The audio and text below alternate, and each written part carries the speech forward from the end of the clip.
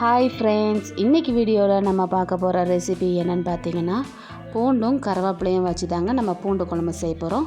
வாங்க வீடியோவில் போயிட்டு எப்படி செய்யலான்னு பார்க்கலாம். இந்த ரெசிபி செய்கிறதுக்கு நான் ஒரு கொத்து அளவுக்கு கருவேப்பிலை எடுத்துருக்கேங்க. இப்போ வெறும் சட்டியில் போட்டு நல்லா வதக்கிக்கலாங்க. இப்போ பாருங்கள், இந்த கருவேப்பிலை நல்லா வதங்கிடுச்சு. இப்போ வேறு ஒரு பிளேட்டில் மாற்றி எடுத்து வச்சுக்கலாங்க.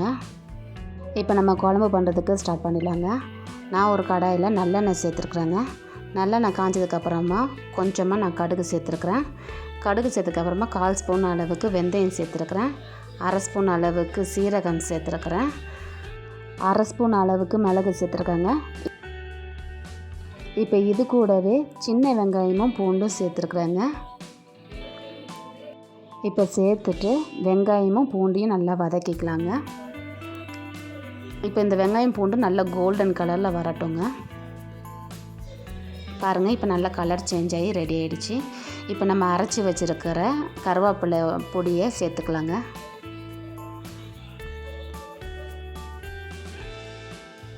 இந்த கருவேப்பிலை பொடியை சேர்த்துட்டு நம்ம மிக்ஸ் பண்ணிக்கலாங்க. அடுப்பை வந்து லோ ஃப்ளேம்லேயே வச்சுக்கோங்க, இல்லைன்னா கருவேப்பிலை கருகி ஆரம்பிச்சிடும். லோ ஃப்ளேம் வச்சுட்டு நம்ம நல்லா வதக்கிக்கலாங்க.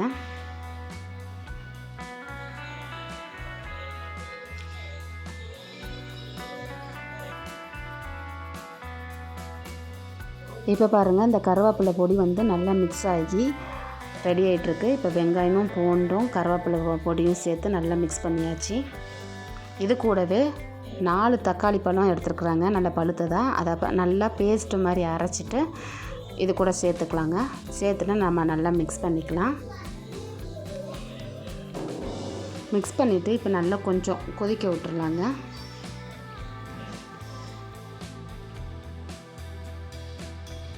இப்போ இது கூடவே 1/4 ஸ்பூன் அளவுக்கு மஞ்சள் தூள் சேர்த்துருக்குறேங்க. அது கூடவே வீட்டு மசாலா 2 ஸ்பூன் அளவுக்கு சேர்த்துருக்கேன். நான் வந்து காரம் கம்மியாக சேர்த்துருக்குறேங்க. உப்பு வந்து ஒரு 2 ஸ்பூன் அளவுக்கு சேர்த்துருக்குறேன். இப்போ இது எல்லாமே நல்லா மிக்ஸ் பண்ணிக்கலாங்க. உங்களுக்கு காரம் அதிகமாக தேவைப்பட்டுச்சுன்னா எக்ஸ்ட்ரா கூட நீங்கள் சேர்த்துக்கோங்க. நான் காரம் இன்றைக்கி கம்மியாக சேர்த்துருக்குறேன். இப்போது ஒரு கிளாஸ் அளவுக்கு தண்ணி எடுத்துருக்காங்க, அதையும் சேர்த்துட்டு நல்லா மிக்ஸ் பண்ணிக்கலாங்க.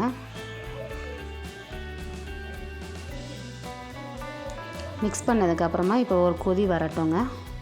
எண்ணெயெல்லாம் நல்லா பிரிஞ்சு இப்போ ரெடியாக இருக்குது பாருங்கள். இப்போ ஒரு தடவை நம்ம மிக்ஸ் பண்ணிக்கலாம்.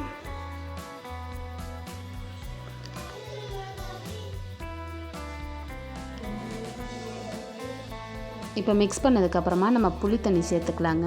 நான் சின்ன சைஸை புளி தான் சேர்த்துருக்குறேங்க.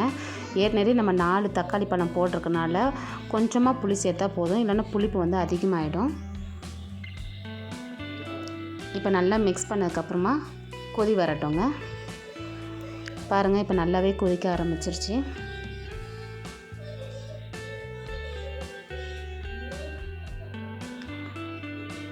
இப்போ பாருங்கள், இப்போ நம்ம குழம்பு வந்து ரெடி ஆகிடுச்சு பாருங்கள். நல்லா மிக்ஸ் பண்ணி விடுங்க. அவ்வளோதான் ஃப்ரெண்ட்ஸ், இப்போ நம்மளுடைய பூண்டு கருவேப்பிலை போட்டு குழம்பு ரெடி ஆகிடுச்சு. இந்த வீடியோ உங்களுக்கு பிடிச்சிருந்தால் லைக் பண்ணுங்கள், ஷேர் பண்ணுங்கள், கமெண்ட் பண்ணுங்கள். மறக்காமல் நம்ம சேனலை சப்ஸ்கிரைப் பண்ணிக்கோங்க ஃப்ரெண்ட்ஸ். ஓகே, பாய்.